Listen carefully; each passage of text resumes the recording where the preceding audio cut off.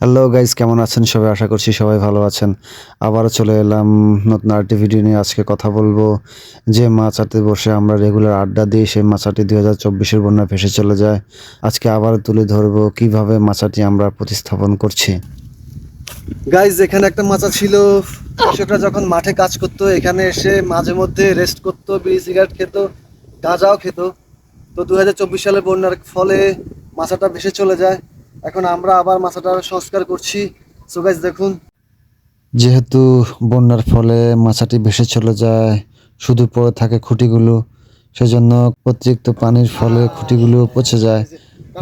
আমরা আবার নতুন করে খুঁটিগুলো দিতে হবে, তাই আমরা মাপ নিয়ে খুঁটিগুলো কেটে নিচ্ছি।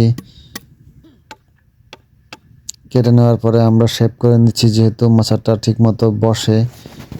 এখন আমরা নতুন খুঁটিগুলো আবার প্রতিস্থাপন করছি।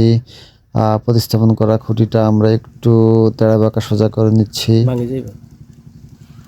এখন আমরা দড়ি দিয়ে খুঁটিগুলোকে শক্ত করে বেঁধে দেব, যেহেতু এখানে আমরা অনেকেই আড্ডা দিয়ে থাকি, 5-6 জনও বসে থাকি, সেজন্য আমরা শক্ত করে সুতা দিয়ে এদিক থেকে ওদিক পর্যন্ত বেঁধে দিচ্ছি। আর যেই বন্যার কারণে যেহেতু মাচাটি ভেসে চলে যায়, আমরা মাচাটা কাঠগুলা ভেঙে যায়, কাঠগুলোকে আমরা আবার এনে মাচার উপরে বসাচ্ছি।